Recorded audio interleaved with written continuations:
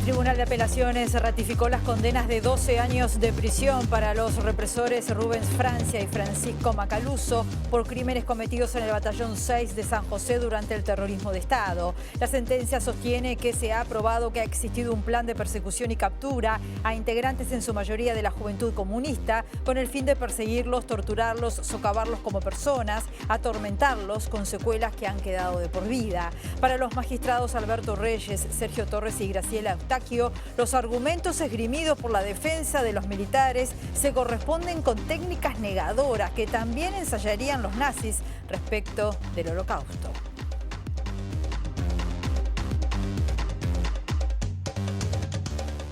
¿Cómo están? Bienvenidos, bienvenidas a MBD Noticias. Comenzamos con información con 28 grados a esta hora aquí en la capital, en una jornada que va a seguir con el cielo algo nuboso, con periodos de nuboso, ventoso, viento soplando del sector este entre 20 a 40 kilómetros por hora, con rachas de 50 a 60 kilómetros y una máxima anunciada de 28 grados. Como siempre, viendo las cámaras del Centro de Gestión de Movilidad de la Intendencia de Montevideo, en Minas, entre Rodó y Guayabos. Hay obras de saneamiento hasta las 18 horas. En Ana Monterroso de la Valleja, entre Salterain y Miguel del Corro, hay trabajo de hormigonado hasta las 4 de la tarde.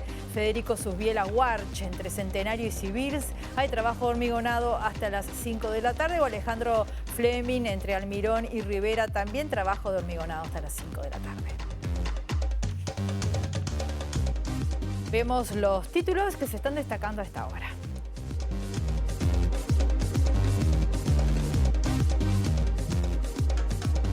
Caso de explotación laboral de ciudadano uruguayo en el estado de Río Grande do Sul, en Brasil, es seguido de cerca por sindicatos de trabajadores rurales. Empresario rural que sometió a esclavitud a trabajadores está preso. La responsable del consultorio jurídico de la UDELAR, Soledad Suárez, catalogó como gravísimas las declaraciones de Subía porque su discurso puede silenciar a las víctimas que estén viviendo situaciones de abuso. El Codicen de ANEP presentó documento para cambiar la ordenanza de los colegios privados ante un inminente cierre de instituciones. Mantendrán reuniones con Asociación de Colegios. Expresidente de Casa de Galicia, Alberto Iglesias, denunció que mantuvo comunicaciones con el exsecretario de la Presidencia de la República, Álvaro Delgado, y que hizo todo lo que el gobierno le pidió, pero el gobierno estaba determinado a vender la mutualista gallega.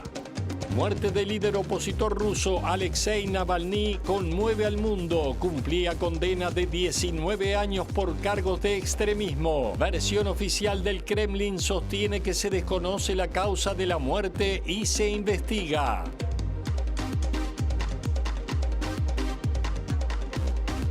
Hablar del caso Casa de Galicia. En su declaración ante la justicia, el expresidente de la JUNASA, Luis González Machado, dijo que el informe de los veedores de Casa de Galicia, Luis Fraschini y Lucas Pereira, careció de rigor técnico y por eso no fue compartido por las autoridades. Para el ex jerarca, los interventores se enfocaron en las necesidades de la empresa que estaba a punto de cerrar. González Machado descartó que mediara intencionalidad de los técnicos auditores e hizo mención a un segundo informe elaborado desde el Ministerio de Economía al que le reconoce mayor valor técnico. Desde el punto de vista de la calidad técnica del informe, nosotros no tenemos el honor de compartir lo que ellos dicen. Un informe que careció de la profundidad necesaria del análisis y de las conclusiones, comparándolo con los otros dos informes e incluso con el informe que se hace después por parte del Ministerio de Economía y Finanzas, que analiza a la luz de la solicitud del nuevo acceso al fondo de garantía. ¿Con cuál los compara, doctor? Disculpe, ¿cuáles son los otros informes? El CAMU y el español. Pero no son situaciones todas diferentes. No, me refiero en cuanto a la calidad, el rigor del análisis. Para González Machado, desde el Ministerio de Economía se encargó un informe que sí contó con el rigor técnico. El contador Fernando Blanco, en ese momento director de Finanzas, integrante de la JUNASA, el actual director de Reglamento de Presupuesto, nos manda a nosotros un oficio donde nos dice, bueno, presentaron esto, acá está el informe, ¿qué opina el Ministerio de Salud Pública? Y yo hago mi informe dando opinión y suscribo no el informe de los veedores, sino el informe de los técnicos de Economía y Finanzas y la contadora de los del Ministerio de Salud. O sea, sí hay opiniones técnicas distintas, pero en ningún momento se sugirió o se planteó modificar el informe de los veedores. Seguimos con este tema porque Alberto Iglesias, el expresidente de Casa de Galicia, dijo que mantuvo más de 30 comunicaciones con el ex secretario de Presidencia de la República, Álvaro Delgado, por la situación financiera que atravesaba esta mutualista y que hizo todo lo que el gobierno le pidió, pero a cambio no recibió el respaldo esperado. Agregó que pasó lo que pasó porque el gobierno lo provocó, dijo, y que se tenía la intención manifiesta de venderla al Círculo Católico. Con Delgado tuvimos más de 30 comunicaciones de chat y de vuelta, además de las reuniones personales en el piso 11 y algunas que tuvimos en Casa Galicia, que él vino a Casa Galicia por temas familiares de él, pero vino a Casa Galicia varias veces. Y con Odilio también nos reunimos en sus casas, nos reunimos frente a sus casas, nos reunimos a almorzar algunas veces, que él tuvo la amabilidad de invitarme también. Lo que quiero decir que los dos estaban muy comprometidos con el tema de Casa Galicia. Me pidieron hacer cosas por el Uruguay que yo hice en el exterior y que cumplí con todas ellas. Yo hice todo lo que el gobierno me pidió y con la promesa del gobierno también de que obviamente que me seguían apoyando, me iban a apoyar y que yo iba a acceder al fideicomiso. ¿Por qué se negaron a firmarlo? Porque querían que le pasase a Casa Galicia lo que le pasó porque lo provocaron ellos. ¿Para qué? Para disponer, despojándonos de nuestro patrimonio y vendérsela a quien se la vendieron. Alberto Iglesias agregó que los veedores estaban horrorizados, ya que aseguraron les pidieron que cambiaran el contenido del informe. Es presión acá y en cualquier parte del mundo, aunque el tiempo, gente grande, dice, bueno, vamos a achicar el lío. Pero se reafirman de que le dijeron que cambiasen el contenido. Pues yo escuché anoche en un canal de cable, no me acuerdo cuál fue, a Fraschini reafirmándose frente a la pregunta del periodista de que sí, le pidieron el cambio de contenido. Se negaron, no lo hicieron, por supuesto.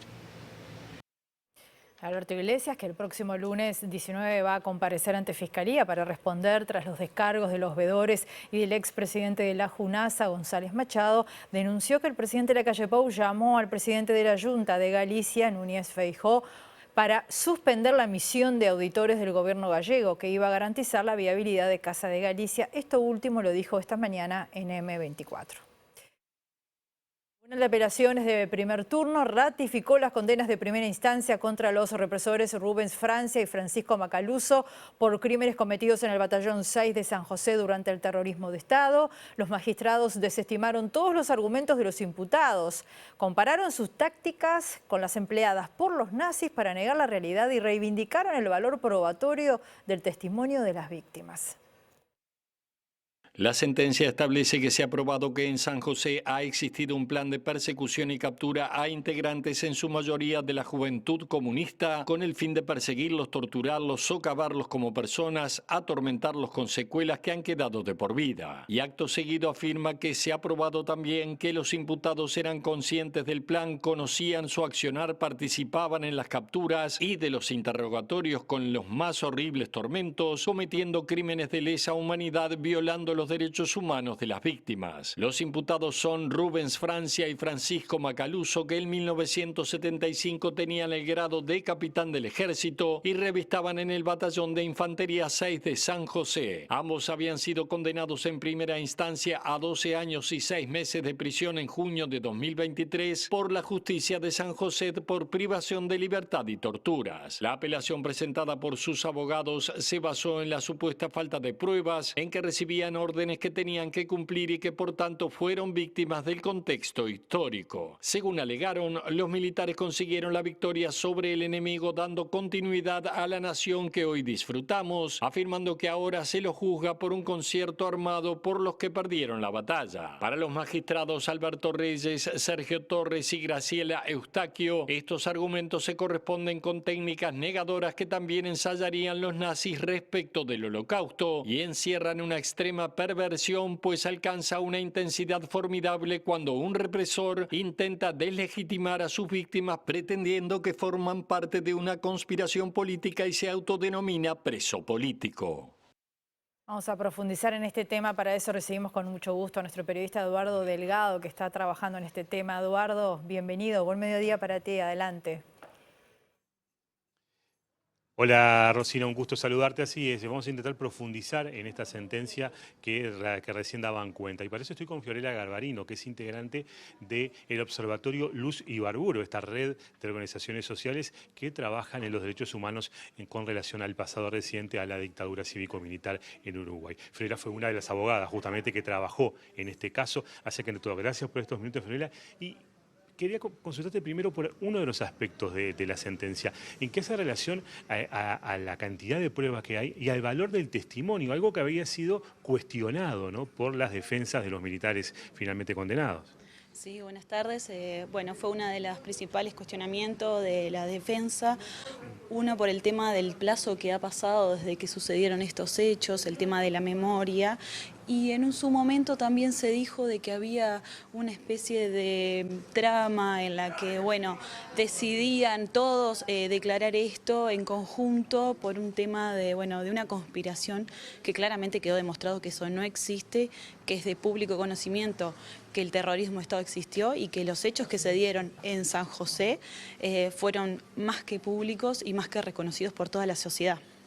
Inclusive el tribunal hace referencia a que hay argumentaciones que podrían ser propias de nazis negando el holocausto, algo quizás que es poco habitual para una fundamentación de una causa como esta que refiere justamente a la violación de derechos humanos. ¿Qué valoración haces de que finalmente haya jueces, bueno, que profundicen en esta temática? Negar el holocausto, negar todos los hechos que han pasado trágicamente en lo que ha sido el mundo y en especial en Uruguay, sería de una ignorancia absoluta por parte de la población. Todo el mundo conoce lo que sucedió durante el terrorismo de Estado. Lo que se está ahora es visibilizando mucho más con el testimonio de las víctimas que se han animado con toda la valentía a declarar lo que les sucedió durante lo que fue el terrorismo tanto en el batallón de San José como a lo largo del territorio uruguayo.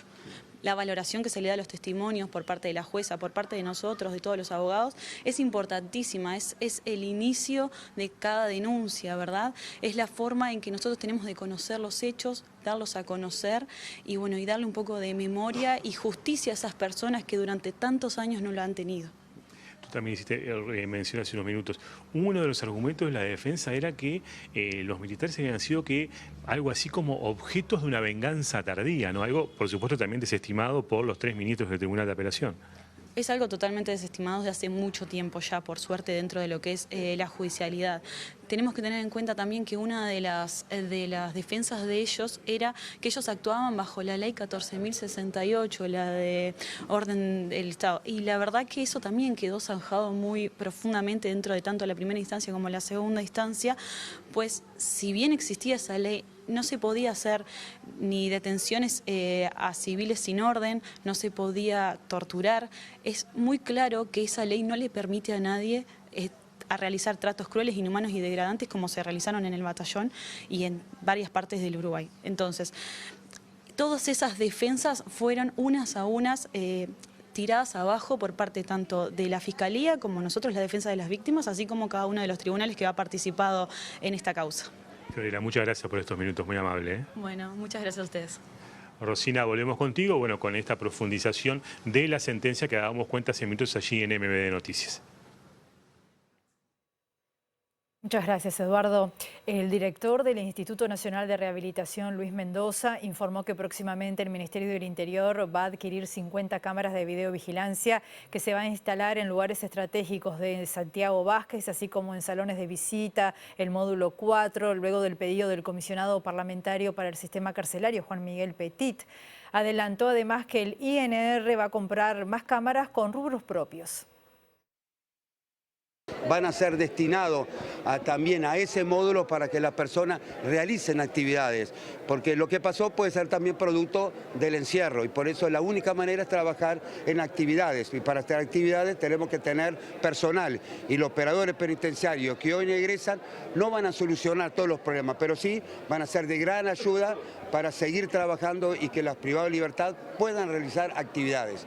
Tienen que realizar actividades, se tienen que aprender oficio, habilidades, siempre pensando en el día que recuperen su libertad. Además de las actividades, ¿el pedido de cámaras de videovigilancia se ha tenido en cuenta? Exactamente, ahí el Ministerio ya está pronto a emitir la compra de 50 cámaras que van a ser ubicados en los salones de visita y en lugares estratégicos, y van a ser aumentados por otras cámaras que va a comprar el INR con rubros propios, que van a ser instaladas en la mayoría de los lugares que requiere el estudio de seguridad en la unidad 4 Concar y en otras unidades, pero en especial la unidad 4, que fue a consecuencia del pedido tanto del doctor Petit como de la Comisión de Seguimiento Carcelario de que se pusieran cámaras, en el cual el Ministerio por un lado y el INR con recursos propios está realizando las compras para instalar próximamente. Las declaraciones de Mendoza fueron en el marco del egreso de 89 operadores penitenciarios que en su gran mayoría serán ubicados en la unidad número 4 ex-Comcar y la unidad número 5 femenina. La función del operador penitenciario será el acompañamiento de los privados de libertad para controlar las actividades recreativas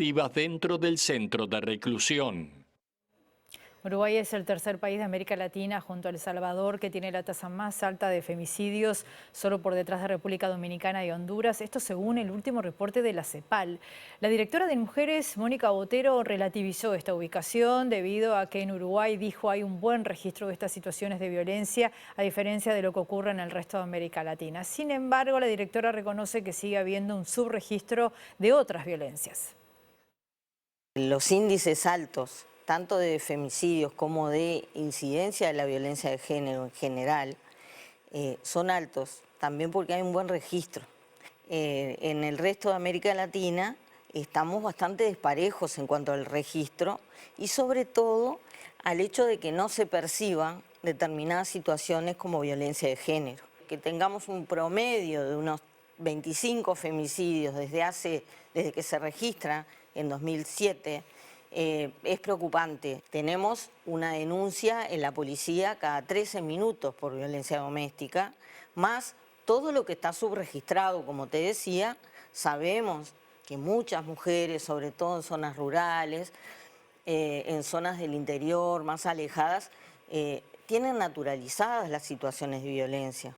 Consultada sobre el margen de acción que tiene al integrar una coalición de gobierno donde también hay críticas a la igualdad de género y la ley de interrupción voluntaria del embarazo, Botero señaló que la respuesta es desde InMujeres.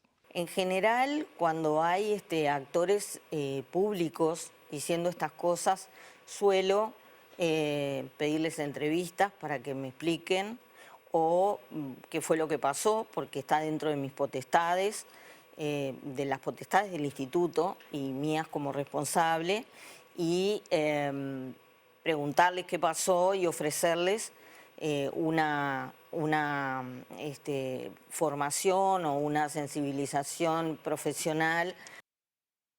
Y la directora de InMujeres, Mónica Botero, dice que si bien le parece grave las expresiones del diputado colorado Gustavo Zubía, quien dijo que conoce niñas de 12 años que están contentísimas de mantener relaciones con un adulto. Eso dijo Zubía.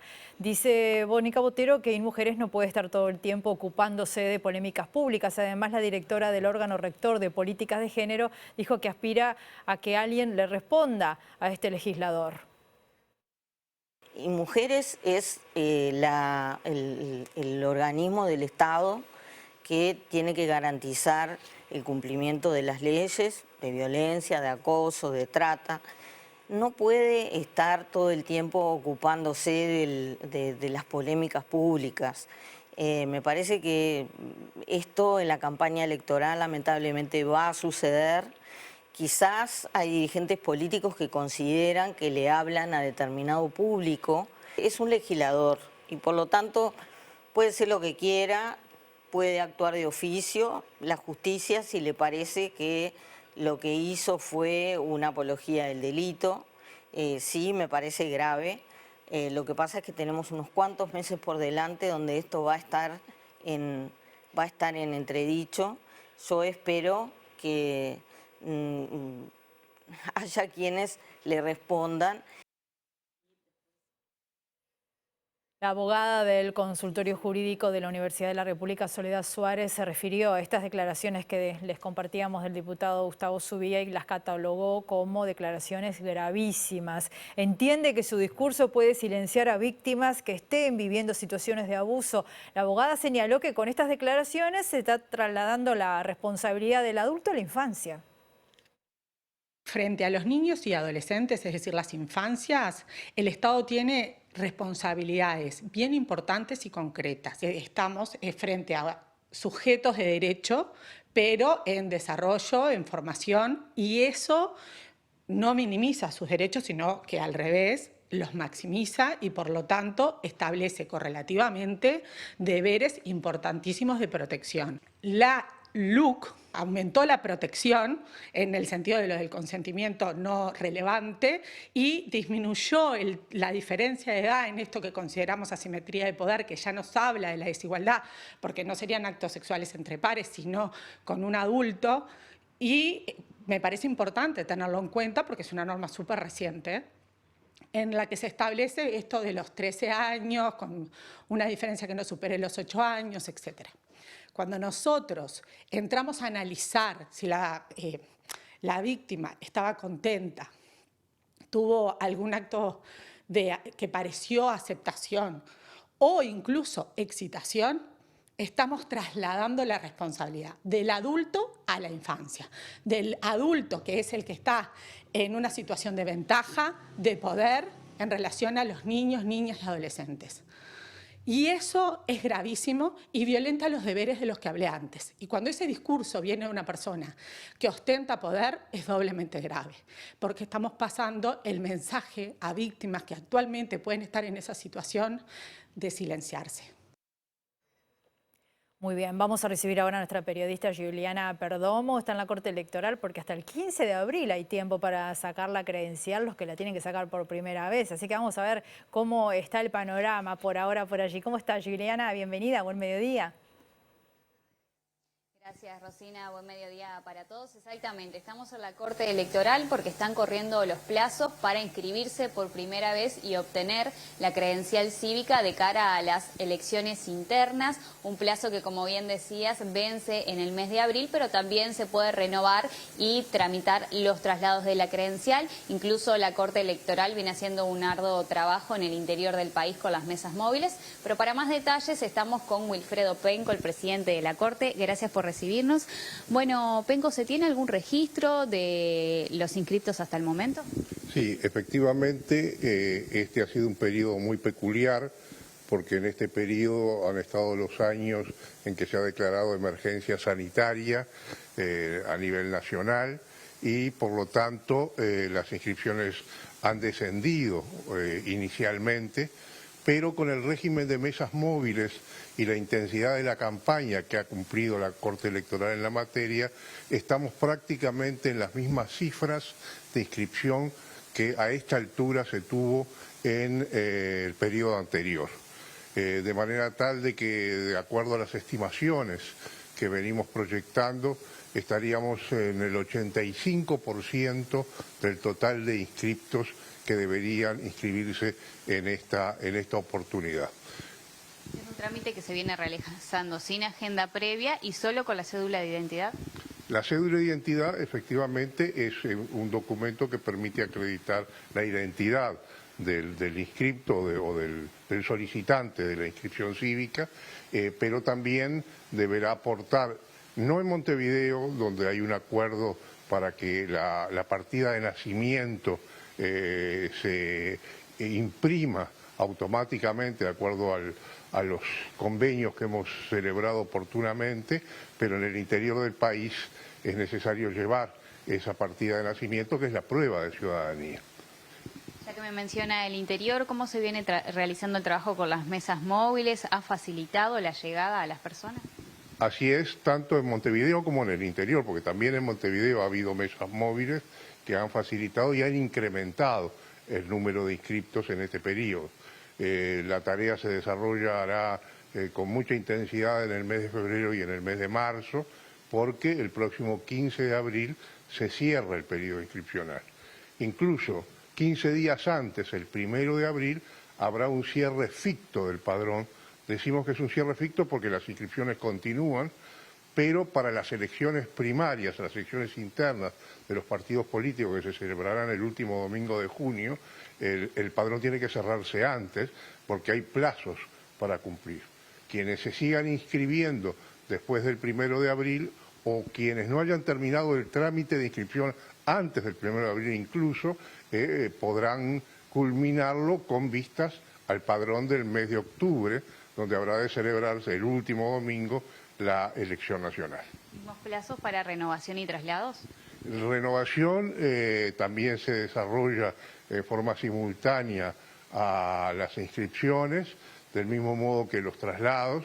Los traslados departamentales coincide el cierre del periodo inscripcional con el de las inscripciones, es decir, es hasta el próximo 15 de abril. En cambio, los traslados interdepartamentales extenderán 15 días más hasta el 30 del mismo mes. Ya por último, toda la información se puede encontrar a través de la página web de la Corte para chequear dónde están las mesas. Efectivamente, incluso los horarios, porque hay horarios especiales de verano en algunas oficinas del interior, sobre todo las oficinas del norte, dado el calor intenso que se sufre en aquellos territorios, el horario es más temprano, pero de todos modos la información precisa para cada caso habrá de encontrarse en la página electrónica de la Corte Electoral, del mismo modo que toda la documentación que debe presentarse para cada uno de estos trámites. Muchísimas gracias. Con mucho gusto.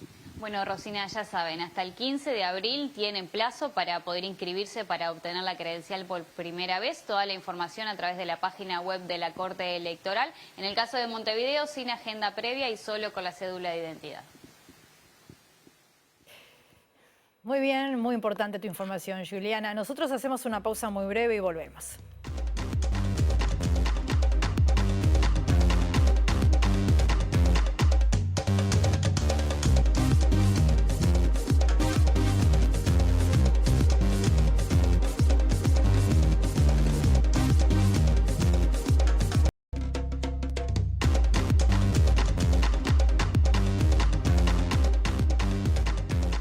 Bloque de MBD Noticias. Continuamos con información con 28 grados a esta hora aquí en Montevideo. Una noticia muy impactante. 4 trabajadores brasileños y un uruguayo fueron encontrados en Brasil en condiciones de semi-esclavitud en una plantación de manzana. Los jornaleros vivían en el predio con condiciones de limpieza y sanitarias precarias. El compatriota es oriundo de Rivera, según los datos que dispone la Unión de Trabajadores Rurales, que le ofreció su apoyo al trabajador local. El propietario del predio se encuentra detenido y la tierra se le va a expropiar. Eran 4 o 5 trabajadores, donde uno es uruguayo. Nos confirmaron que era mayor de edad. Lo que nos quedaron de confirmar era cómo fue trasladado, hacia dónde fue trasladado y también el nombre completo y a la dirección donde fue trasladado, qué fue cómo se canalizó ese traslado, si en el caso se dio, porque si era una situación de un trabajo esclavo, esto tuvo que haber llevado una situación protocolar a través de la Policía Federal y a través de lo que es Cancillería de Brasil, Cancillería de Uruguay y la policía uruguaya. El propietario del establecimiento ya está detenido y va a ser procesado y preso como lo marca la ley.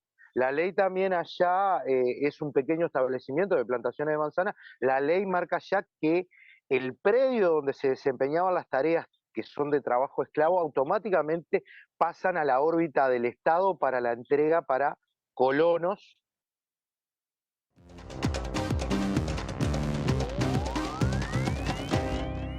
El líder opositor ruso Alexei Navalny, que cumplía una condena de 19 años de cárcel bajo cargos de extremismo, ha muerto. Esto lo informó el Servicio Penitenciario Federal, al tiempo que el Kremlin señaló que las autoridades se encuentran realizando todas las comprobaciones necesarias para verificar las causas de su muerte.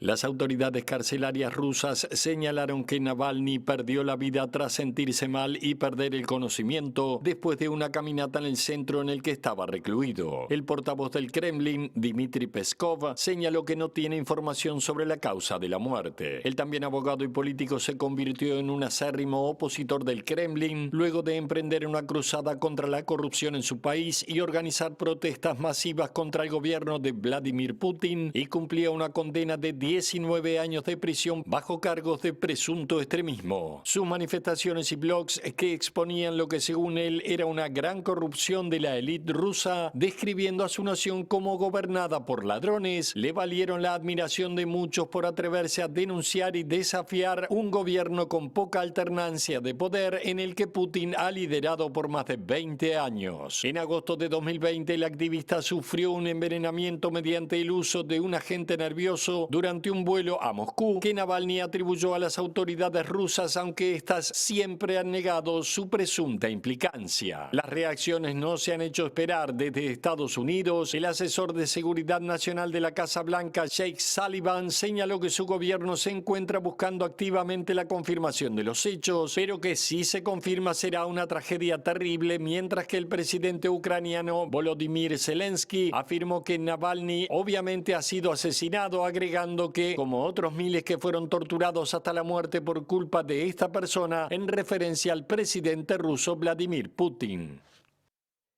Nos vamos, volvemos a las 19 horas en la edición central, o el lunes a las 8, la primera edición de MBD Noticias. Que pasen muy bien, hasta luego.